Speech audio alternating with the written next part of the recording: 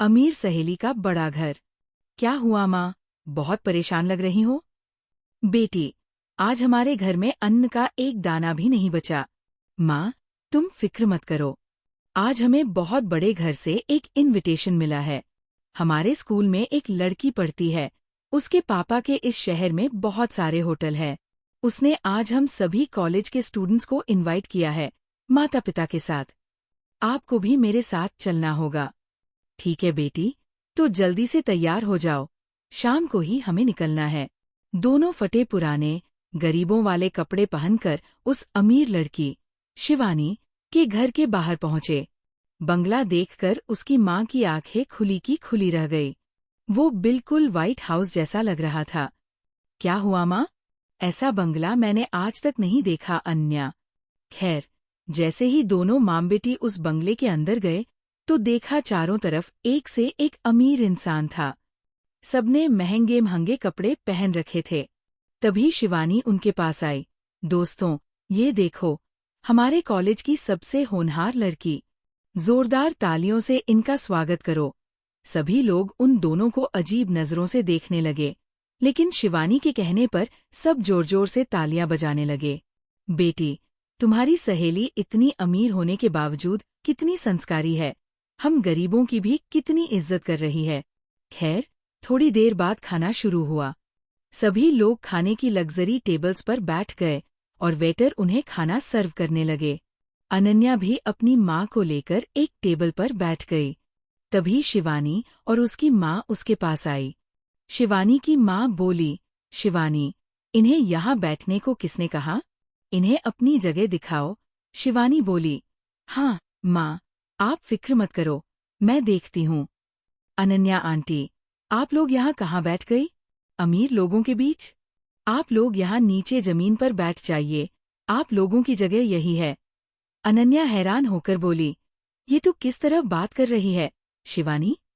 शिवानी हंसते हुए बोली, अनन्या, तुम बहुत मासूम हो। तुम्हें क्या लगा था, वो तालियां तुम्हारे सम्मान में मैंने बजवाई थी? तालियां तो मैंने इसलिए बजवाई थी, ताकि तुम लोगों को अपनी औकात का पता चल सके। इन अमीर लोगों को भी तो पता चले कि कोई गरीब आया है इस पार्टी में। तुम लोगों के लिए मैं इतनी महंगी महंगी प्लेटें बर्बाद नहीं कर सकती। मेरा बंगला करोड़ों का है, यहाँ की फर्श भी बहुत कीमती है। शिवानी की बातें सुनकर अनन्या को बहुत गुस्सा आया। उसने अपनी माँ का हाथ पकड़ा और उठ खड़ी हुई। तुझे अपने करोड़ों के बंगले पर बहुत घमंड है ना? मैं इन सबके सामने तुझसे वादा करती हूँ कि ये बंगला एक दिन मैं खरीद लूंगी। शिवानी जोर से हंसी। दोस्तों, मम्मी डैडी, देख रहे हो? ये भिखारन क्या कह रही है? कपड़े खरीदने की औकात नहीं है और बोलती है, ये बंगला खरीदेगी। चलो माँ, बहुत हो गई बेइज्जती। अनन्या अपनी माँ को लेकर घर वापस आ गई। बेटी, बाकी सब तो ठीक था, लेकिन तुझे इतनी बड़ी बात इतने सारे लोगों के सामने नहीं कहनी थी। हम तो साल का 500 भी नहीं कमा पाते। माँ, मैंने जोश जोश में आकर कह दिया था, लेकिन फिर भी मैं आपसे वादा करती हूँ कि उसका वो बंगला तो मैं खरीद कर ही रहूंगी। अगले दिन ही अनन्या अपनी सारी डिग्री लेकर किसी कंपनी में इंटरव्यू देने चली गई।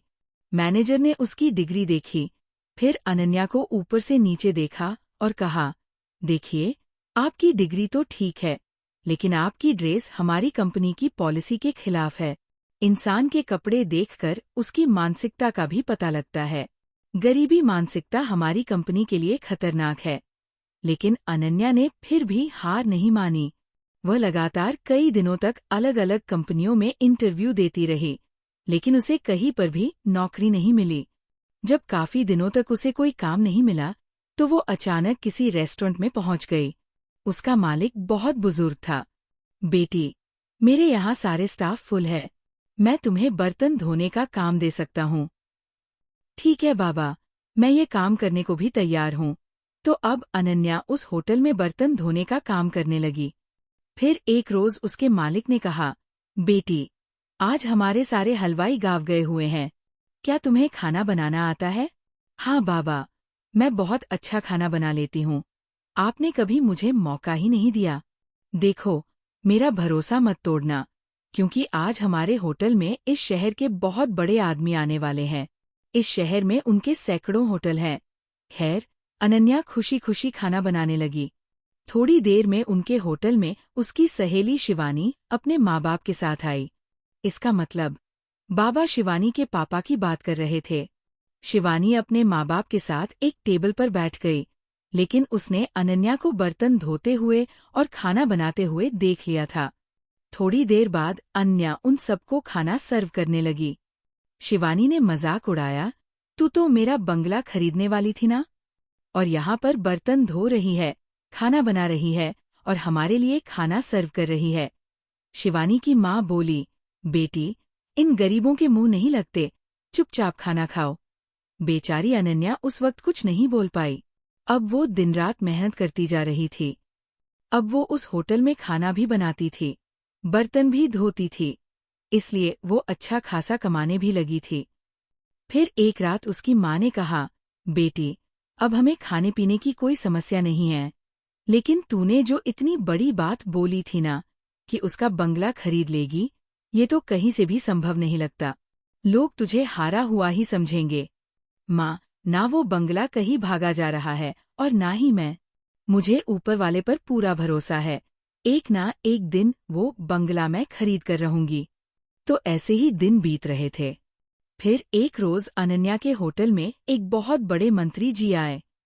बाबा, कल मेरे बंगले पर बहुत बड़ी पार्टी है। खाना तो ओबरॉय होटल की तरफ से आ रहा है, मुझे कुछ वेटर चाहिए।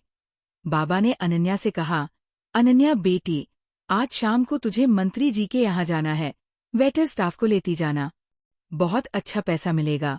अनन्या बोली, ठीक है बाबा। मंत्री जी, आप फिक्र मत कीजिए, आपको शिकायत का कोई मौका नहीं मिलेगा। खैर, मंत्री जी वहां से चले गए।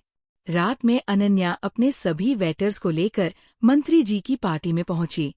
वहां पर शिवानी के पापा के होटल का खाना लगा हुआ था। शिवानी की फैमिली भी वहीं मौजूद थी। उसने जैसे ही अनन्या को देखा, वैसे ही उसके पास चली आई। तुझे पता है, यहाँ पर मेरे डैडी का खाना चल रहा है और तू यहाँ पर वेटर है? वैसे कब खरीदने वाली है तू मेरा बंगला?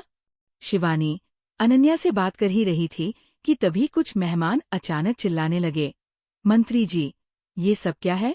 हमारे खाने में केकड़ा निकला और रोटियों में तो फफूंद लगी हुई है। मंत्री जी भागते हुए आए। जब खाना चेक किया गया तो खाना 4 दिन पुराना निकला। उन्होंने शिवानी के डैडी को बुलाया। सारे लोग वहीं इकट्ठा हो गए। मिस्टर ओबरॉय, इस शहर में मैंने ही तुमको सारे होटल के टेंडर दिलाए थे और आपने मेरे ही साथ ऐसा किया? मैं सिर्फ सारे कॉन्ट्रैक्ट तुमसे वापस लेता हूँ।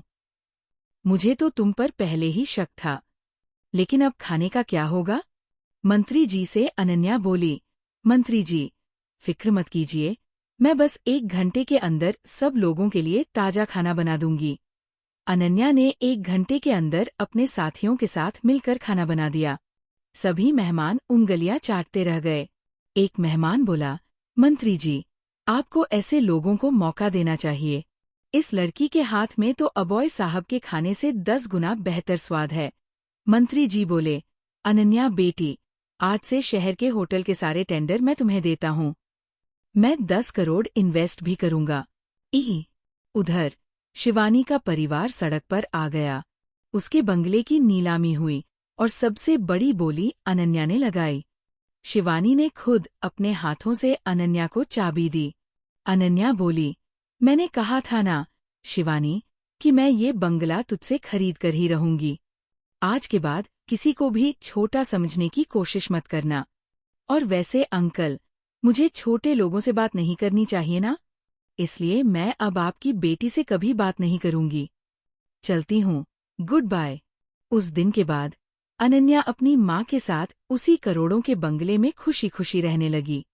इसीलिए कभी किसी को उसकी वर्तमान स्थिति के आधार पर कम न समझें, क्योंकि भविष्य किसका क्या हो जाए कोई नहीं कह सकता। ईमानदारी और मेहनत से किया गया काम हमेशा सफलता दिलाता है।